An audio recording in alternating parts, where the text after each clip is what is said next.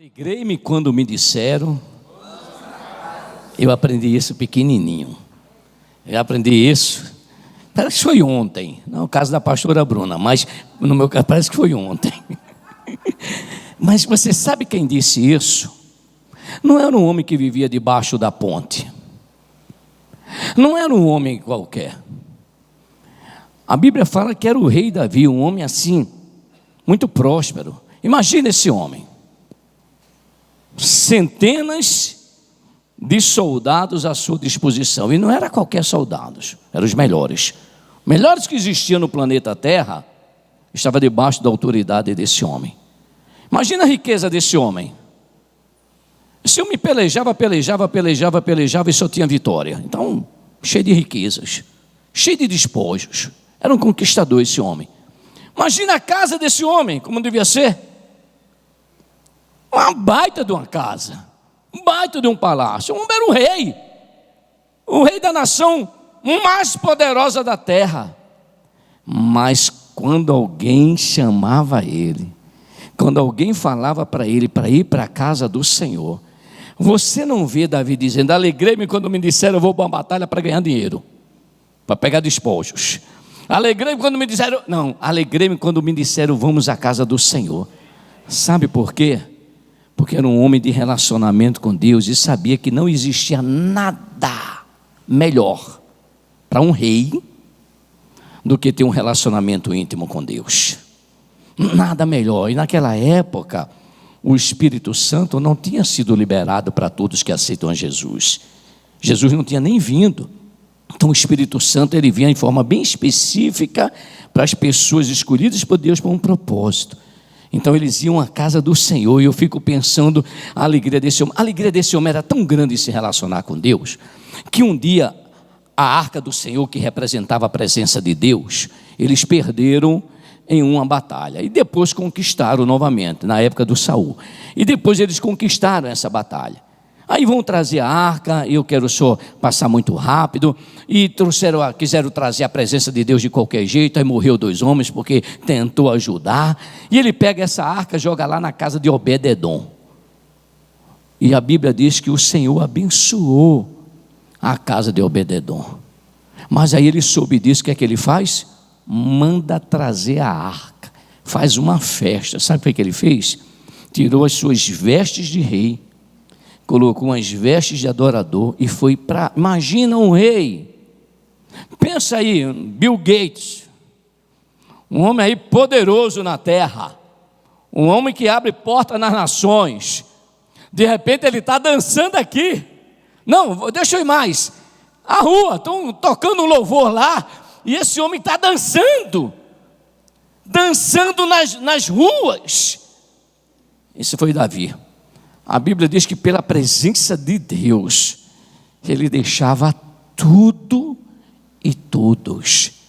Aí a gente vê Deus dando vitória a esse homem, e a vitória não acontece por acaso. Vitórias é consequências, é resultado de um grande relacionamento de uma pessoa com Deus. E eu queria desafiar você.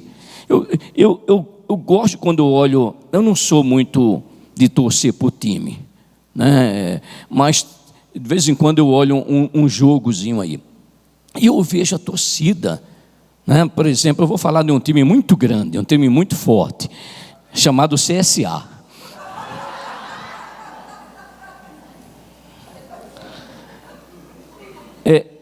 Quem foi que tirou foto aqui do pessoal que ficou em pé? Tu vai tirar foto desse pessoal que ri aqui, para depois a gente ter uma conversa lá no gabinete. CSA é um time de Alagoas, né? E é um time que o pessoal, eu fico admirado. Eu tenho um cunhado, que é como um irmão meu, irmão de Rosiane, amigo, como irmão, ele me tem como amigo, e um sobrinho que tem até como pai, e eles são torcedores do CSA. Gente, quando eu estou em Maceió, eles vão 2 horas antes, não é de começar o jogo não, é do portão abrir, e antes, a gente às vezes está lá na praia, no calçadão, ou fazendo um lanche, ou na casa da minha sogra, vocês precisam ver a alegria deles. O rosto deles no dia de jogo do CSA é diferente. O rosto deles brilha. Eu nunca pedi não, mas eu até vou usar essa estratégia. Pode ser de Deus. Eu vou pedir dinheiro para ele no dia do jogo do CSA, que ele está tão alegre que ele não vai me negar. É feliz, você vê a felicidade. E a Bíblia diz que o coração alegre formoseia o rosto, né? Então eles estão alegres e felizes. Você vem para a casa do Senhor, venha com muita alegria, mas venha para torcer. Venha para vibrar com o seu Deus. Ele não perde, ele nunca vai sair da primeira divisão. Nunca. É impossível sair num jogo 0-0, num jogo do time de Papai do Céu. É impossível. Então torça por ele, se alegre por vir à casa do Senhor e vibre essa alegria de você ter o Senhor na sua vida. Eu queria convidar você a abrir Isaías 55. Deixa eu trazer o contexto dessa história de Isaías 55. Isaías, eu gosto muito do livro de Isaías, eu gosto de toda a palavra do Senhor, né? Até quando ela me exorta, eu gosto da palavra do Senhor. Mas Isaías, o livro de Isaías é muito especial. Ele tem 60, eu já falei isso aqui, tem 66 capítulos. Alguns teólogos atribuem o livro de Isaías ao livro menor da Bíblia, porque a Bíblia tem 66 capítulos, 66 livros, e Isaías tem 66 capítulos. Os 39 primeiros livros da Bíblia do Antigo Testamento é sobre a lei. Aí você vai pegar os 39 capítulos de Isaías, está falando sobre lei. Aí você vai do capítulo 40 em diante até os 66, os 27 seguintes capítulos, na Bíblia fala sobre o quê? Graça. A salvação em Jesus Cristo. Aí aqui também fala sobre isso. Então eu gosto muito do livro de Isaías. Então Isaías foi um homem que ele fazia parte da família real. Ele era parente lá dos reis da época de Judá. E ele fazia parte dessa família. Mas o povo de Deus resolveu viver independentemente, à margem de Deus. Deus dizia, faça assim, eu faço de qualquer jeito. Deus sempre dava palavras através de outros profetas contemporâneos de Isaías para se aproximarem de Deus, para não viver uma vida de pecado, para não viver uma vida de idolatria. Não faça isso, porque se você faz isso, vocês se afastam de mim. Você se afastando de mim, em guerra espiritual, a gente mostra mais ou menos assim, ó. É mais ou menos assim. Está aqui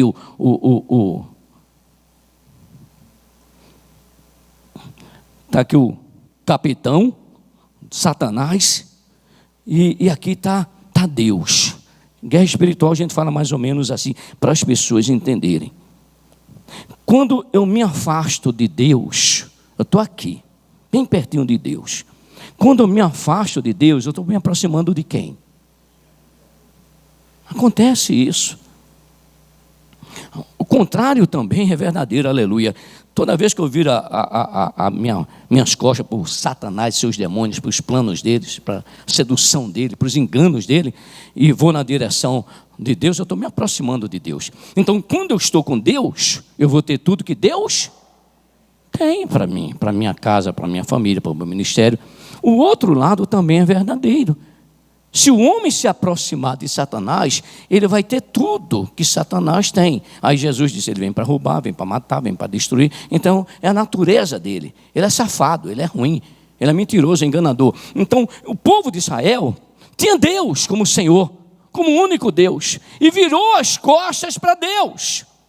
Apesar de Deus ter usado muitos profetas, muitos servos dele, volta-te para mim. O povo de Deus continuou, o povo hebreu continuou seguindo na direção do inimigo, do reino das trevas, de fazer tudo que é contrário à vontade de Deus. Porque se eu faço o que é contrário à vontade de Deus, eu estou fazendo tudo que Satanás quer que eu faça.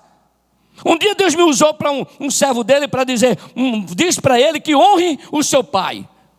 E ele ficou bravo comigo e disse assim, quem disse para você que eu não honro meu pai? Aí eu disse para ele, Deus mandou dizer que quem não honra, desonra. A palavra do Senhor diz que quem comigo não ajunta, espalha. Ei, não existe campo neutro.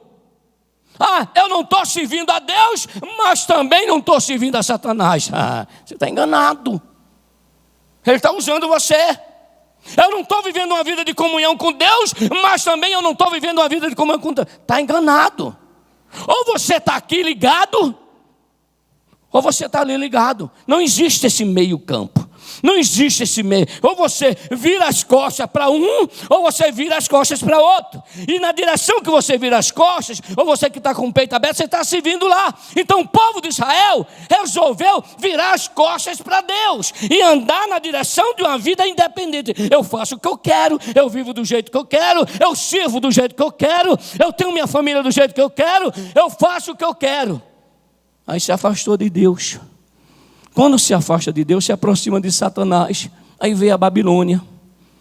Pegou, foi lá, guerreou, venceu Nabucodonosor, tirou o povo de Deus da terra deles e leva lá para a Babilônia como escravos. Ou seja, a mulher dele já não era dele. Muitos na guerra, as mulheres eram estupradas, filhos mortos, muita gente morta. Então Satanás veio através do inimigo, e Deus permitiu, porque se afastou de Deus, e teve a sua vida destruída. Isso foi o suficiente? Não foi. Nesse momento já era o tempo deles acordarem, despertarem. Não, eu não quero viver essa vida de escravo. Eu quero a minha família de volta. Eu quero o meu relacionamento de volta. Eu quero meus filhos de volta. Eu quero a minha vida de volta, a minha casa, o meu teto, a minha cama de volta. Eu quero a minha paz de volta. Não! Eles continuaram, mesmo depois de ouvir a palavra de Deus, continuaram caminhando nessa direção. Aí veio Senaqueribe, o rei da Síria, e continuou escravizando eles. Então esse é o contexto, quando Deus levanta o seu profeta Isaías, a boca de Deus, a voz de Deus, para chamar os sedentos. É um convite aqui em dois campos. Ele diz assim: venham todos vocês que estão com sede. Olha só, mesmo sendo um convite ao seu povo que estava escravizado, sofrendo, triste, angustiado, preso pelo inimigo, o convite de Deus não é para todos. Mas pastor, Deus não ama o mundo de tal maneira? Ama. Ei, o convite aqui não era para todos não, Adésio. Era para quem? Sedentos.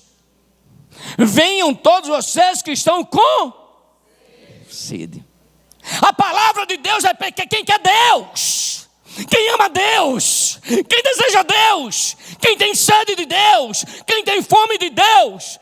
Esses que estavam escravizados, sofrendo, angustiados, mas queria Deus, essa palavra era para eles. Diga, essa palavra é para mim. Os sedentos por Deus, os que veem em Deus o único meio de salvação. Deus tem plano para os sedentos. Vira para teu vizinho e diz: Deus tem plano para você. Você tem que chegar diante de Deus com sede. Você tem que chegar diante de Deus com fome, querendo tudo que Deus tem, querendo o melhor de Deus.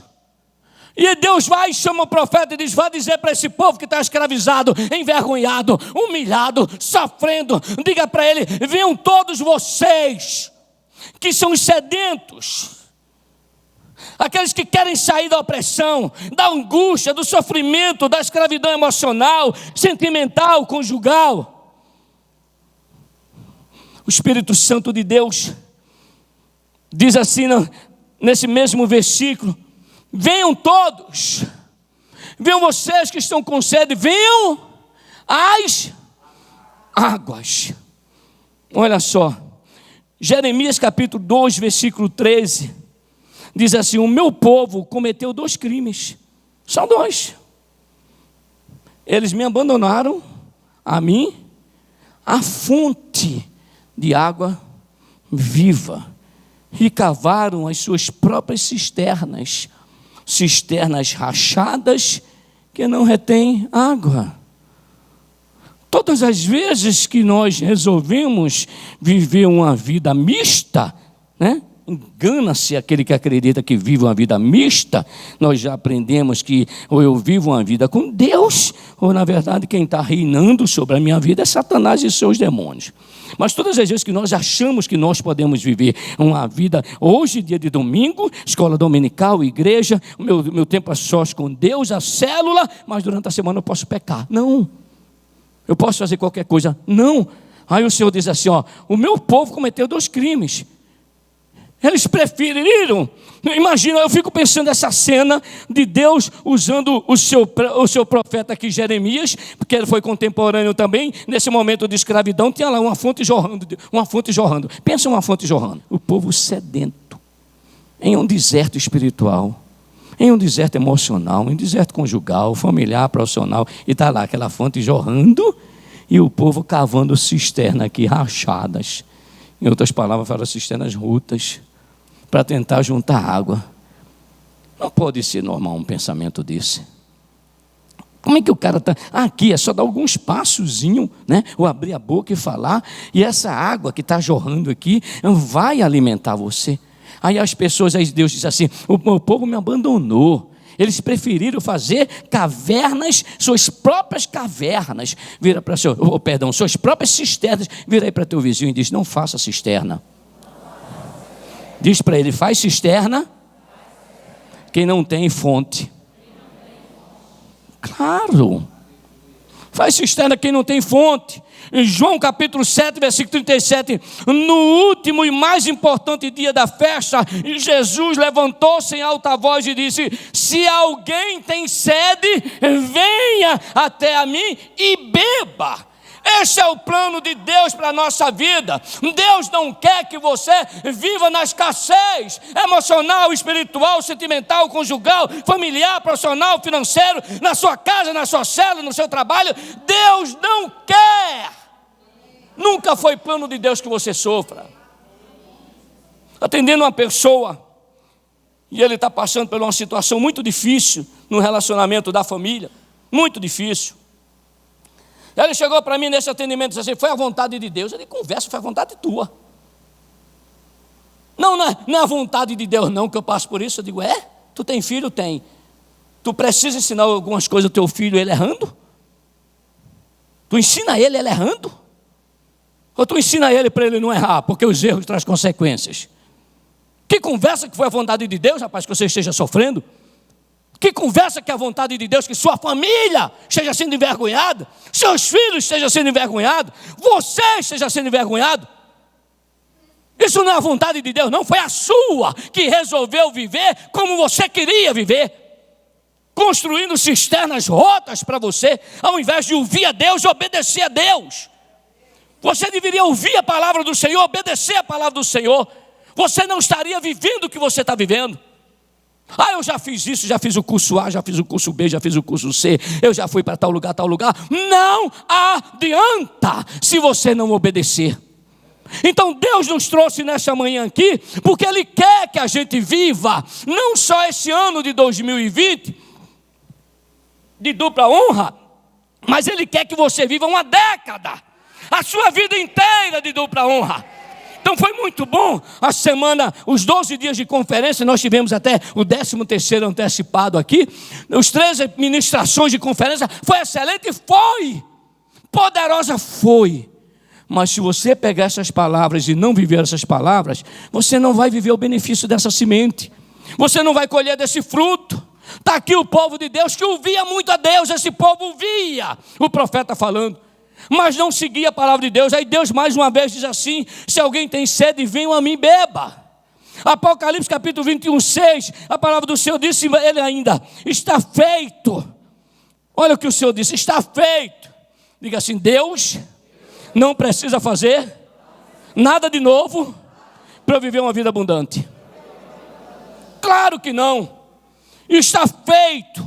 Eu sou o Alfa e o Ômega, o princípio e o fim. A quem tiver sede, aos sedentos, eu darei de beber gratuitamente da fonte da água viva. Diga para Deus, Senhor, eu tenho sede do Senhor. Eu tenho sede de Ti. E deixa eu dizer um negócio para você. Esse convite é para receber de graça. A parte B do versículo 1 diz: e vocês, coloca meu filho, deixa a parte, o versículo 1. E vocês que não possuem dinheiro algum, venham, comprem e comam. Como é que o cara escravo tem dinheiro?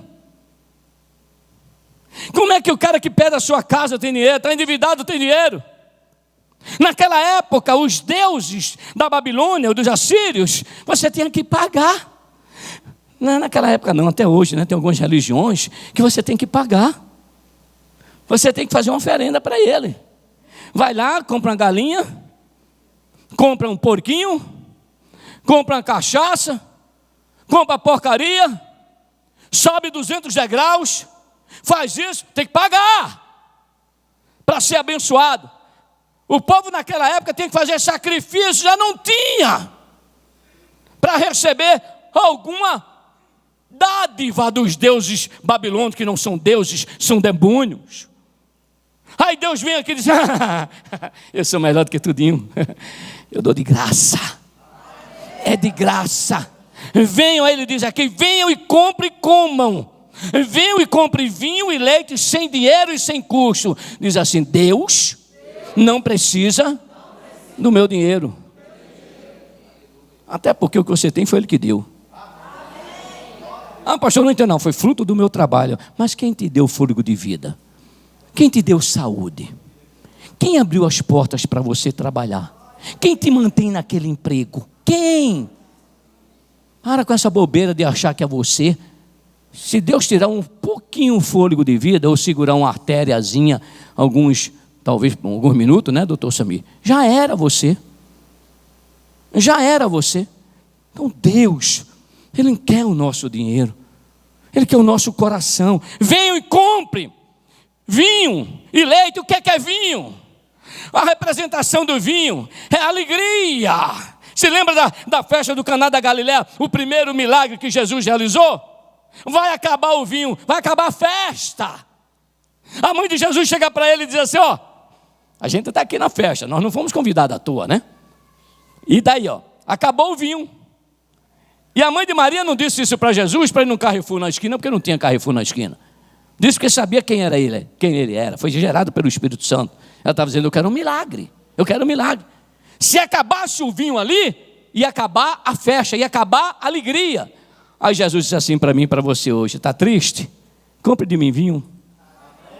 Sem dinheiro, não precisa do teu dinheiro não, fica com o teu dinheiro, sem dinheiro, compre de mim vinho. Deus tem alegria para você. Comprem vinho e leite.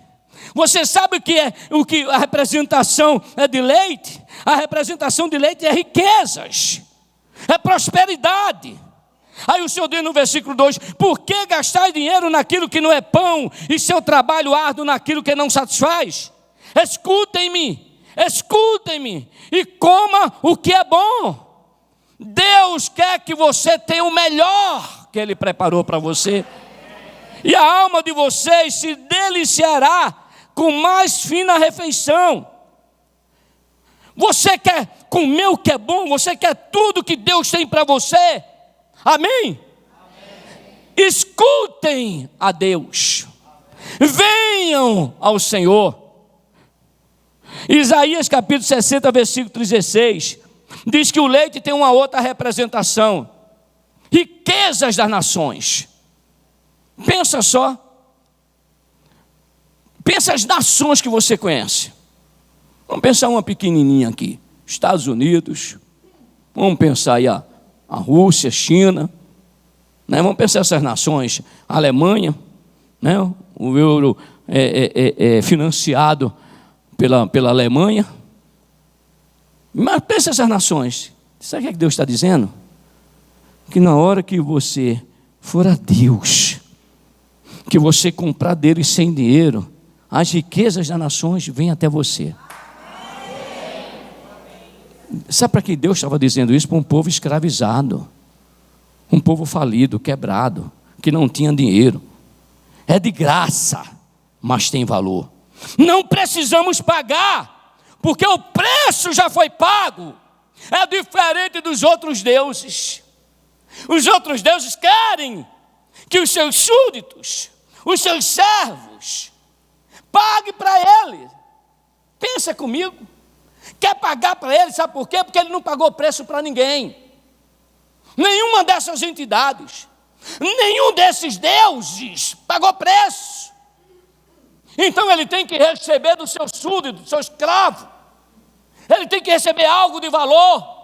Mas Jesus Cristo, olha aqui, Isaías 53, fala que primeiro Deus nos deu Jesus Cristo. Ele pagou um alto preço. Ei, é de graça, mas tem valor. Ei, não tem preço, mas tem valor. É de graça, mas tem valor. Vira para o teu vizinho e diz: é de graça, mas tem valor.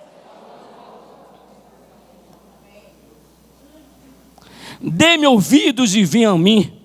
Ouçam-me, porque eu farei uma aliança eterna com você. Minha fidelidade que eu fiz, prometida a Davi, está aqui no versículo 3. Dê-me ouvidos e venham a mim. Ouçam-me para que a sua alma viva. Quer viver bem? Vira para teu vizinho e diz assim: quer viver bem? Ouça o que Deus fala. Simples. Se coloque de pé. No próximo domingo eu completo essa mensagem.